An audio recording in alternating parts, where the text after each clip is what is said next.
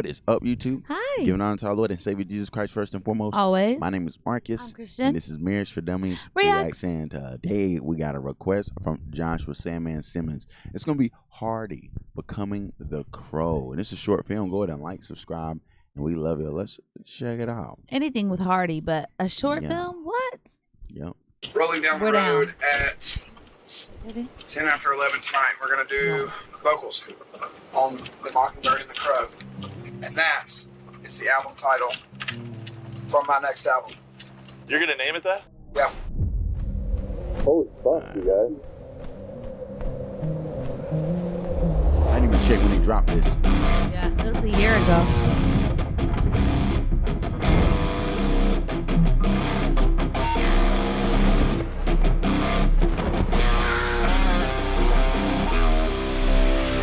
I was so tired.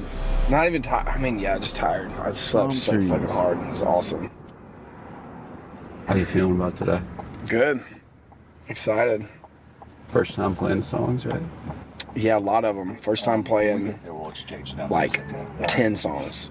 No, more than that. Like 12 songs. It's going to be interesting. Wow. So it begins. I watched the Eagles documentary a few years ago, and it like inspired me a lot to like work hard and try to be great with my music and all that. And they mentioned the Troubadour a lot because they would come in there and play there all the time, and it's one of the most legendary like small clubs in LA. And then the Roxy is a very legendary rock and roll club. And there's other cities in America I guess we could have chosen, but Los Angeles in particular has history at the Troubadour. Not just country music, but for years country music has been coming through LA. This is the room to kind of check off the box, so to speak, and it's a sign that your career's growing. I mean, there's a picture of Guns N' Roses playing here. You know, it's like iconic, from the Troubadour to the Roxy. And I believe the Troubadour is kind of like a country bar, you know, like that's kind of its thing, or at least, you know, they had people. It wasn't like, as far as I know, like punk bands and metal bands weren't playing the Troubadour back in the day. It was like the Eagles and Joni Mitchell and people like that. And then iconic rock club in LA, the Roxy. It just made absolute sense. The Roxy naturally needs no introduction to rock and roll music and the history also in Los Angeles. So with Hardy having a duality approach on his record, country and rock, it's a two-part show taken over one night in one city. So we're literally doing the Mockingbird from track 1 to track 7 or something. And the Mockingbird and the Crow, the one song where it transitions, he's playing the first half of that song, and then he just walks off stage, gets in an SUV, rock stars it over to the Roxy, and then starts the Crow portion. So it's like, what? It's just gonna be epic. I think the fans are gonna be blown away by it. That's crazy. It's gonna be badass. It's gonna be a party. Both of them are gonna be a party, but the people that chose the Crow are gonna have their ears bleeding by the time they leave, for sure. Huh. That's crazy. Wow. That's genius too. That really is. The Crow, sold out, Jack, truck band. Okay, the shit that we do on the regular. We can skip 30. All we have to do is I Ain't the Country No More, radio song, kill shit. Fuck yeah. All right. Well, time is on our side then. Yeah. Yeah, it's really the countryside.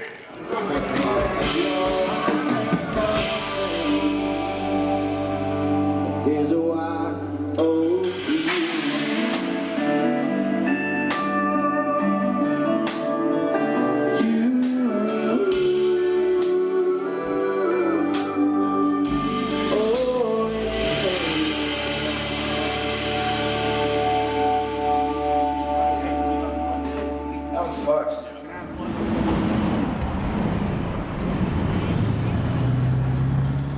All right, hey, if you wanted us to react to a particular song or some content of your choosing, best way to get us to do that, go into our description. We got Cash App, Venmo, PayPal links. Click on one of those, send a donation on the name of the song or the content you want us to react to, and we'll hop right on that. This is so entertaining, by the way. Yeah, it is, yeah. Oh my gosh, we love stuff like this.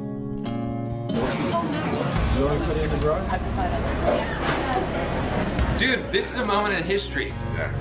Words can't describe it, man. We're in the fucking Troubadour, dude. About to play The Mockingbird, ... Stay tuned for the Crow later tonight. All right, I haven't heard back from any of the guests. Yeah, workhorse. Okay. Sleeping, I never wake up. Spend a lot of money on these therapy sessions, even though I'm not showing up. 5 minutes to showtime. Let's do the damn thing. Low. Am I nervous? I'm not at all, dude. I feel fucking. I thought I was gonna be a nervous wreck, but I'm good. I love the butterflies. It's the 5-minute warning. Really gets you going. Oh my gosh, do we get to see it? Thank you, bud. I bet they show clips. All right, here we go. 5 seconds.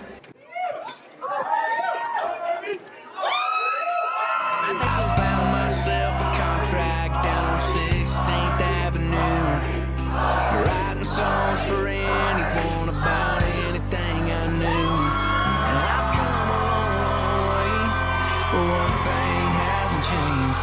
I'm a mockingbird, singing songs that sound like other songs you've heard. Like Friday nights and headlights on some back road red dirt. And how Mississippi's home. I've always been a mockingbird, but now I'm a mockingbird with a microphone. That could not have gone better, dude. Perfect. You guys killed it. To the Roxy. Already. That one just says party. That's like the way. Love that. Sorry, man. I had some How cool is this? God damn it, stop me. Come on. Oh my God, dude, those Jimmy John's cookies are where the fuck it's at, though.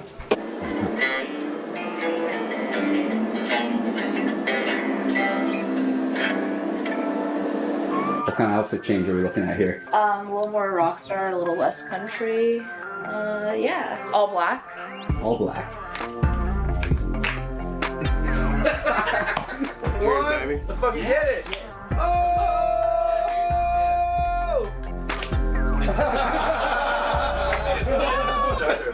Train pro. That's the first time I shotgun in like 5 years, man.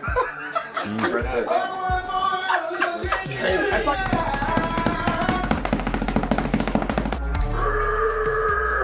Yeah! I'm going down. All right, dude. Love you, brother. Let's have a great show. This is about to be fucking funner than I'm at. 5 minutes to showtime. 5 minutes? Yeah. Fuck yeah. Let's do it. Let's have one. Oh shit, my bad. Come on, baby. Let's go. Let's have one.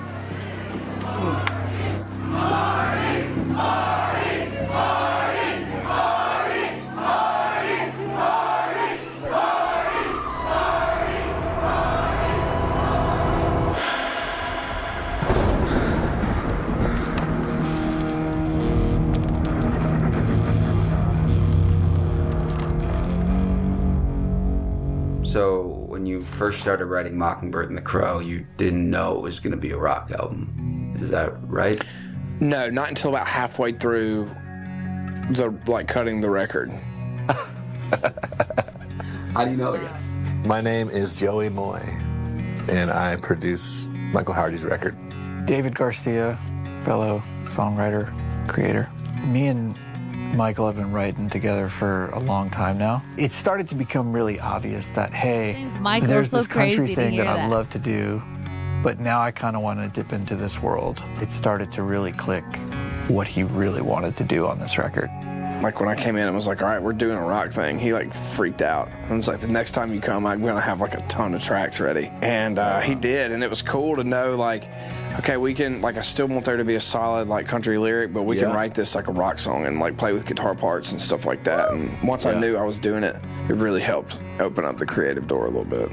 I was making a Florida Georgia Line record, and it was Hardy had just kind of burst on the scene as a songwriter. Everybody kept asking me if I knew this guy, and I'm like, no, who are we talking about? And then everybody would spend 5 minutes describing this human to me, and I'm like, okay, I got to meet this guy.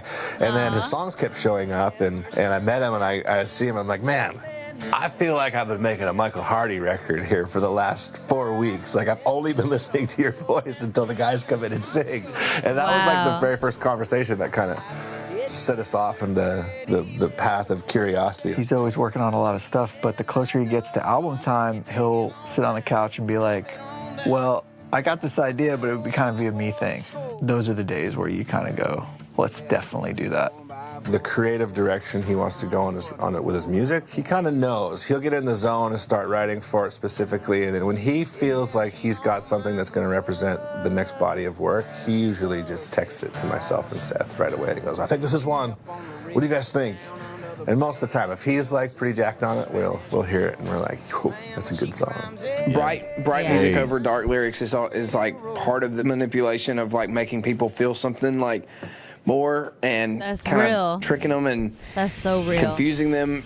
I remember Billy Corgan from Smashing Pumpkins said one time that he wrote Today, which is a really, really happy song by Smashing Pumpkins. He said he wrote that on a day where he wanted to commit suicide, you know?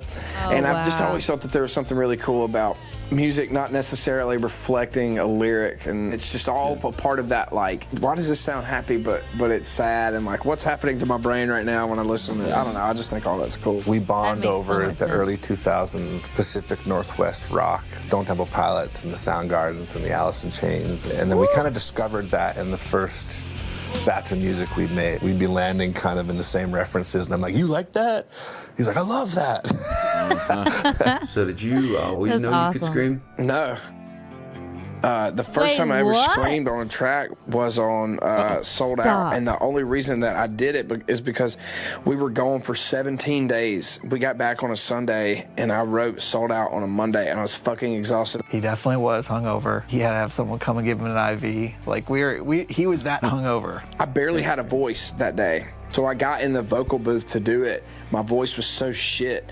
I mean, I think the scream happened like right here. There was a perfect amount of like rasp and scream.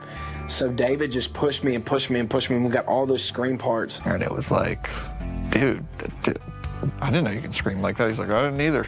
We have like a little video of it where he just like, he dug into it. Callie's in here doing her makeup. She can vouch, like, just hearing me go, yeah, just like walking around the house and stuff. That's epic, and he, bro. like, immediately he knew how to do it. But oh, it just I know it's gonna incredible. be so good. I'm so excited.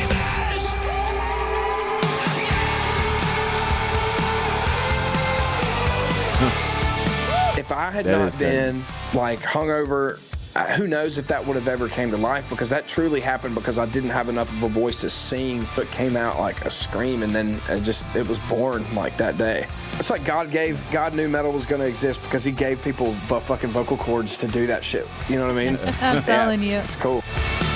It is cool. You know, I'm in so Nashville, excited. when it's time to start. Hey, are there any metal lovers in here that loved Hardy's? Yeah. Yeah, let us know in the comments, man. Tyler, let us know if you approve, brother. Yeah.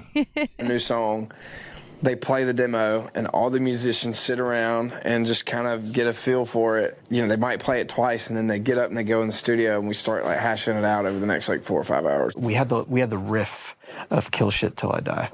I played that for him. He just sat on the couch, and it's not like a smile, but it's a smirk. When I knew, like, all right, we're gonna do Kill Shit Till I Die. Can you get that one pulled up and play that for the band real quick? And I like was sitting there just like looking out of the corners of my eyes because I was so excited, because I knew that those guys were gonna hear it and just be like, fuck yeah.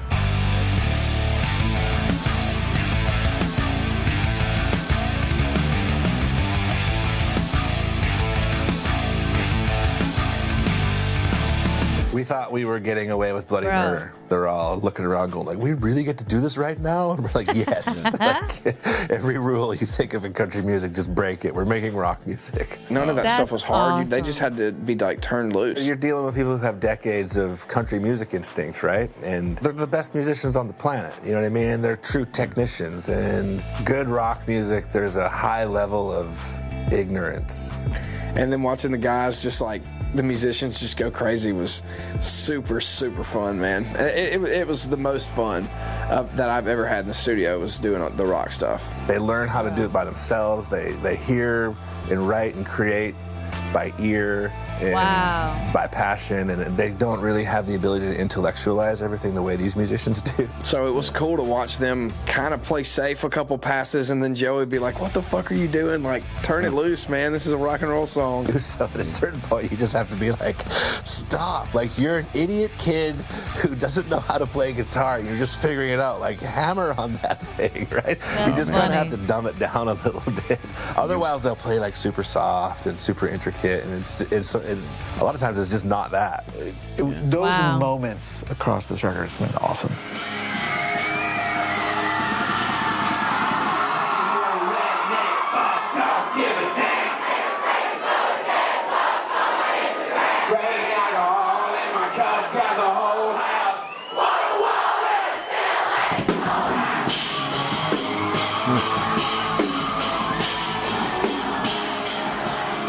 your shows, you flip your fans off.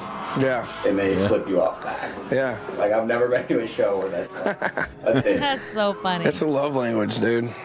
We're all, it's not even like a symbol of like, fuck you, like I'm looking at you, fuck you. I've been to a metal show and they do that. The middle finger stands for like what we're doing in music and like, especially in country music. And it's just like, fuck you to all the rules and all the, stigmas that say that you can't, sound a certain way or be a certain type of way. And that's the way I feel. And I feel like my fans feel the same way. It's just a big fuck you movement to like sticking to the format. I love it, dude. It's a love language.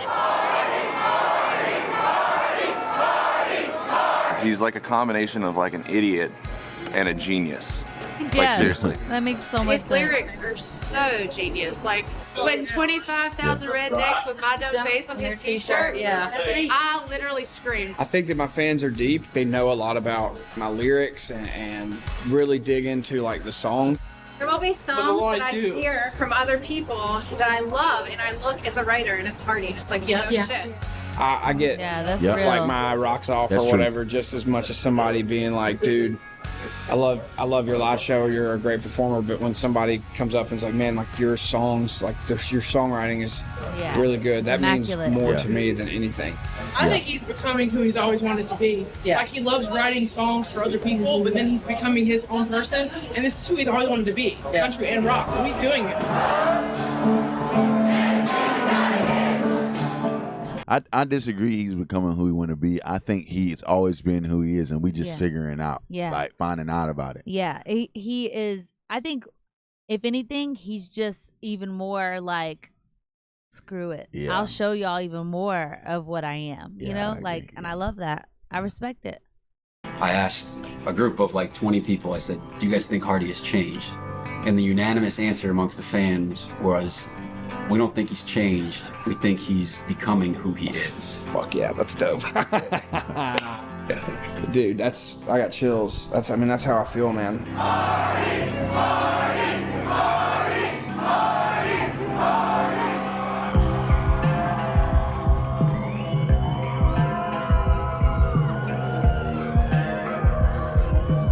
This is very Soundgarden sound. Yeah, this is a crazy one.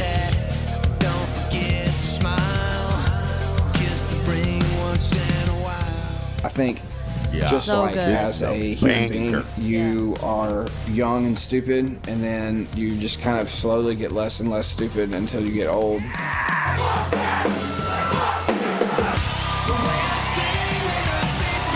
That was a really good one.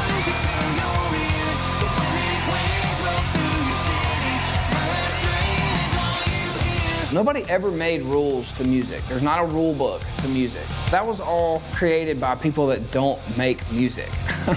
Like, I truly believe that. And the rule breakers are some of the biggest artists of all time, the people that had done something that had never been done before, which as a songwriter and as somebody that puts out music, it's fun and relaxing to remember that you can do whatever the fuck you want. Yeah. I respect it, man. Dude, this year's been crazy. It's been a whirlwind. The album came out 10 months ago now, which is really cool. It's nice to ride a wave of like, calling a tour, the album title and stuff for a whole year. How does it feel to walk in here and play Municipal and just look how many seats there are? Man, yeah, it's just, I'm gonna walk out tonight and just be thankful and like look around and just be like, this is cool as fuck. And just think about Look at him. how far He I've looks come so and how long I've been in different. town and how hard I've been working and stuff like that. And just think about the process and just live in that moment for that hour and a half.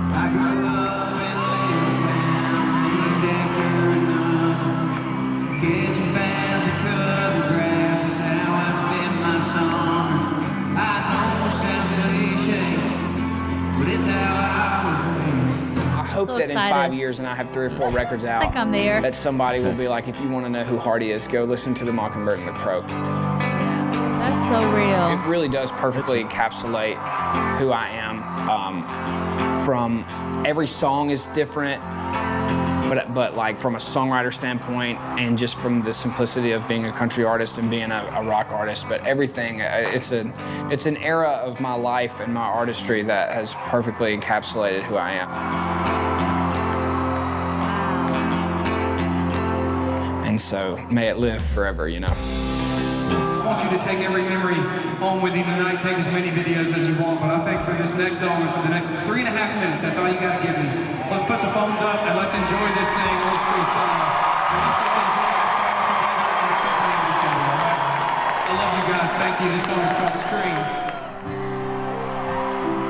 He's at that phase now where it's like, what is the next project gonna look like, and what direction is it gonna take, and what are the influences gonna be on it? So, you know, I'm just excited to see what comes, you know, and he'll squirrel off in a corner with his friends and they'll write a bunch of songs and then it'll start taking shape. So I have great faith in his ability to just have a vision. You have to just keep delivering, and like it's really scary because after The Mockingbird and The Crow came out, there's like 2 months where I'm like, I don't know what the fuck I'm gonna do. But part of me was like, dude, chill out, enjoy this record, and then like it'll come to you. And that very few people nail it the very first time they do it, you know what I mean? And I think the best artists are their best records are their third and their fourth when they kind of start figuring out who they are. And I feel like this is the most my most self that I've been since I signed with Big Loud 4 years ago.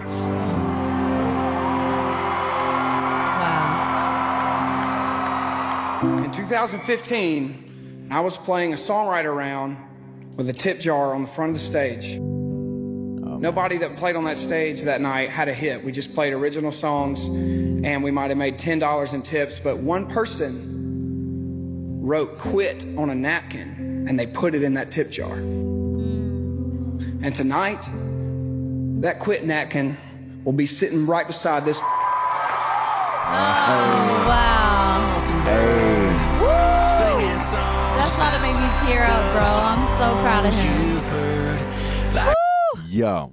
Y'all, if that isn't a testament to when you have something inside of you that God placed there, there's nothing that should stop you from doing that. You know, especially if it's a good thing. Come on now. Hey, common sense. Hey, and you see how sure he was. He kept the quit napkin. That's so He was funny. like, I'm gonna put this beside a grand Watch one this. day. Watch this. I love that. Gosh, that was so good, Joshua. Thank you so much. God bless y'all. We love you, and we'll see you in the next one.